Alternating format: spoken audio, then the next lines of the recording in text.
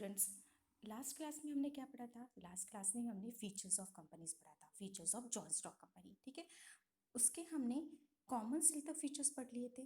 ठीक है, अब हमें वो 7 पॉइंट से पढ़ना है। ठीक है, limited liability. Okay, limited liability क्या होता है? The liability of share holders of a joint stock company is limited. It is limited up to the unpaid parts of the face value of shares held by a shareholders. इसमें बोला गया है कि जो share holders होते हैं, joint stock company के जो भी शेयर होल्डर्स होते हैं, उनकी जो लायबिलिटी होती है वो लिमिटेड होती है। ठीक है, शेयर होल्डर्स की जो लायबिलिटी होती है वो लिमिटेड होती है। वो जो it is limited up to the unpaid part of the face value of shares held by a share holders. जो शेयर होल्डर्स ने जो शेयर्स की फेस वैल्यू है, जो पार्ट उन लोगों ने पेड नहीं किया है, वहीं तक उनकी लायबिलिटी लिमिटेड होती है। ठीक है, जैसे कि फॉर एग्जांपल हम दें तो जैसे कि एक शेयर होल्डर है, एबीसी शेयर होल्डर्स है, एबीसी शेयर होल्डर ने 10 शेयर्स को होल्ड किया हुआ है। ठीक है, तो 10 शेयर्स होल्ड किया, उसने 10 में से 5 शेयर्स के पैसे दे दिए, तो वो पेड अप वैल्यू हो गई। ठीक है, तो जो अनपेड वैल्यू है, जो 5 शेयर्स की उसने वैल्यू अभी तक पेड नहीं की है, तो बस जो वो शेयर एबीसी जो शेयर होल्डर्स है, वो बस वो 5 शेयर के वैल्यू के लिए ही लायबल रहेगा। ठीक है, shareholder is liable to pay only the unpaid amount on his shares if any shareholder is not concentrated with debts and liability of the company. Personal property of shareholders cannot use for repayment of debt of company. ठीक है, वो share holders की जो liability है वो limited रहेगी। उसकी personal property को हम लोग टच नहीं कर सकते। हम पर्सनल प्रॉपर्टी को कंपनी का डेप्थ रिपेमेंट करने के लिए उस एबीसी जो शेयर होल्डर्स हैं, उस शेयर होल्डर्स की पर्सनल प्रॉपर्टी का यूज हम नहीं कर सकते। ठीक है, इसीलिए बोला गया है कि शेयर होल्डर्स की लायबिलिटी कैसी है? लिमिटेड है। उसके बाद है नेक्स्ट पॉइंट है separation of ownership and management.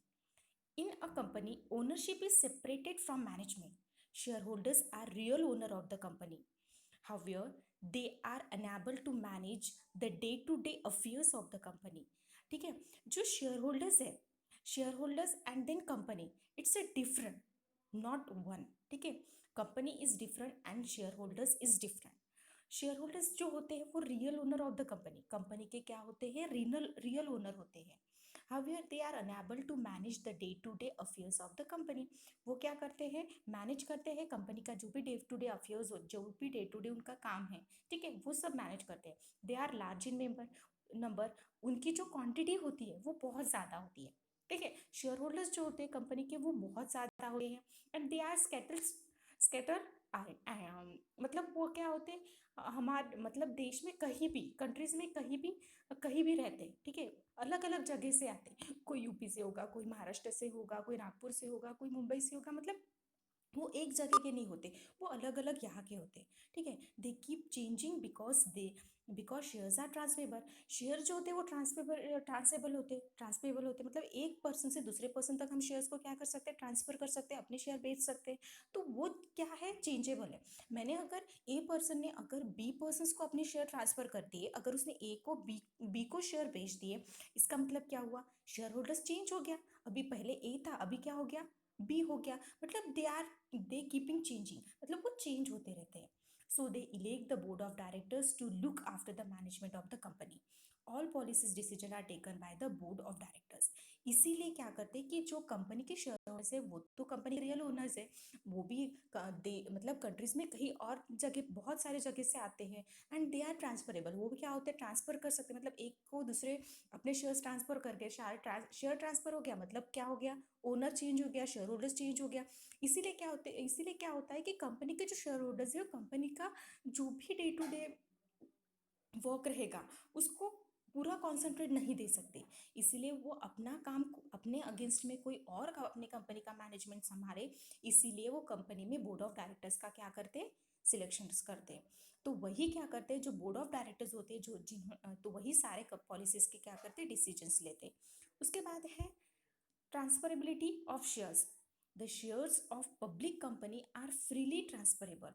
A shareholders can sell shares as and when the desire. Membership comes to an end once the shares are sold. Shares of private company are not freely transferable. इसमें बोला गया है कि public company के जो share holder है वो अपने शेयर फ्रीली ट्रांसफरेबल कर सकते हैं, मतलब एक पर्सन से लेकर दूसरे पर्सन को अपने शेयर्स वो बेच सकते हैं, ठीक है। और share holders can sell share and when he desire. Membership comes to end ends once the shares, ठीक है। मतलब वो क्या मेंबरशिप ले सकते हैं, उसने शेयर किसी और को बेच दिया, मतलब वो क्या हो गया, कोई और शेयर होल्डर्स हो गया। बट प्राइवेट कंपनी जो होती है वो अपने शेयर फ्रीली ट्रांसफरेबल नहीं कर सकती। उसके लिए गवर्नमेंट ने कुछ लॉज, कुछ पॉलिसीज दी है, उसको क्या करना पड़ता है, उस प्रोविजन को उसे फॉलो करना पड़ता है, उसके बाद ही वो अपने शेयर्स को ट्रांसफर कर सकता है। बट पब्लिक कंपनी अपना शेयर्स जो होता है वो फ्रीली ट्रांसफरेबल कर सकता है न। उसके बाद है number of members. Joint stock company is usually own by a large number of persons. जो जॉइंट स्टॉक कंपनी के जो शेयर होल्डर्स वो बहुत सारे होते हैं, ठीक है, लार्ज नंबर में होते हैं।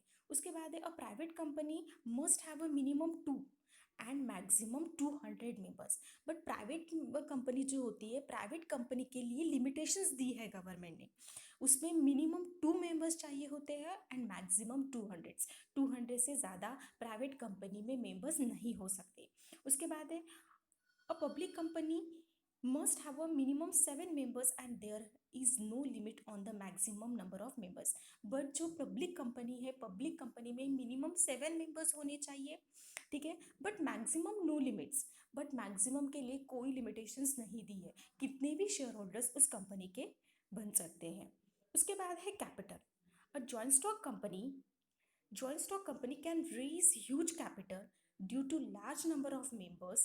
Huge amount of capital can be collected by the company in the form of shares, debentures, bonds, public deposit, etc. It can also obtain loans from bank and financial institution. Company क्या करती है, जो joint stock company अपना capital बढ़ाने के लिए, उसको ज़्यादा कैपिटल चाहिए, तो ज़्यादा कैपिटल बढ़ाने के लिए वो क्या करेंगे, अपने मेंबर्स बढ़ाएंगे। ज़्यादा से ज़्यादा पर्सन अगर शेयर्स का कंपनी के परचेस करेंगे तो क्या होगा, कंपनी को उतना भी कैपिटल उसका बढ़ता जाएगा, ठीक है। तो कंपनी क्या करती है, अपना कैपिटल बढ़ाने के लिए वो नंबर ऑफ शेयर्स बढ़ा देती है, मतलब नंबर ऑफ मेंबर्स बढ़ा देती है। Huge amount of capital can be collected by the company in the form of shares. Company का कैपिटल बढ़ाने के लिए किसके फॉर्म में बढ़ाती है, वो कैन बी कलेक्ट, वो किसके फॉर्म में कलेक्ट कर सकती है, शेयर्स के फॉर्म में कलेक्ट कर सकती है, ठीक है। शेयर्स है, उसके बाद है वो डिबेंचर्स इशू कर सकती है, बॉन्ड्स इशू कर सकती है, पब्लिक डिपॉजिट, इस थ्रू क्या कर सकती है, कंपनी अपना कैपिटल बढ़ा सकती है, ठीक है। उसके बाद it can also obtain loan from bank and financial institution. इसके साथ साथ कंपनी को अपना कैपिटल बढ़ाने के लिए वो क्या करती है, फाइनेंशियल इंस्टीट्यूशन हो या कोई और बैंक हो, उससे क्या कर सकती है, लोन ले सकती है, ठीक है। तो लोन लेगी तो क्या होगा, उसका कैपिटल उसमें भी बढ़ जाएगा। उसके बाद है government control. A joint stock company has a work under government control and supervision. Registration is compulsory from all companies. इसमें बोला है कि जॉइंट स्टॉक कंपनी ये गवर्नमेंट, इसके ऊपर गवर्नमेंट कंट्रोल होता है एंड सुपरविजन होता है, क्योंकि ये इसको कंपलसरी है कंपनी एक्ट 2013 से रजिस्ट्रेशन करना, ठीक है। जो भी पब्लिक कंपनी होगी उसे क्या करना पड़ेगा, अपना कंपनी का रजिस्ट्रेशन करना अनिवार्य है। A registered company must follow the regulations given in company law. A company has to file a copy of statement of profits and loss. Registered company को क्या करना पड़ता है, जो भी लॉ में रूल्स एंड रेगुलेशंस दिए वो सारे फॉलो करने पड़ते हैं।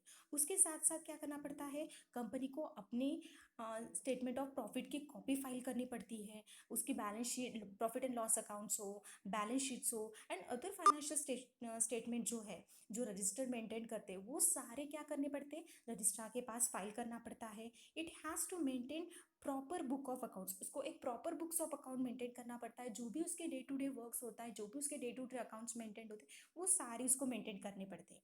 This accounts must be audited. ये सारे अकाउंट्स क्या किए जाते हैं, ऑडिट किए जाते हैं, ठीक है। If a company does not fulfil this statutory obligation it is penalties penalize this control is essential to protect the financial interest of the small investors. ठीक है, तो this account must be audited, ये सारे accounts क्या किए जाते हैं, audit किए जाते हैं. A company does not fulfil this statutory obligation.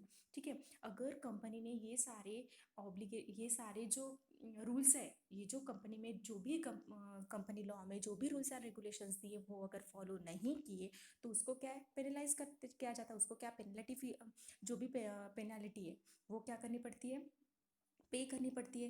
This control is essential to protect the financial interest of the small investor. सारे, ठीक है, सारे स्मॉल इन्वेस्टर्स का कंट्रोल रहता है. ये हमने देखे फीचर्स ऑफ कंपनीज. ठीक है, features of joint stock company. कौन कौन से फीचर्स देखे हमने? सबसे पहले देखा था voluntary association, incorporate association, separate legal entity, artificial person, perpetual succession, common seal, limited liability, separation of ownership and management, transferability of shares, number of members, capital and government control. Okay students, thank you.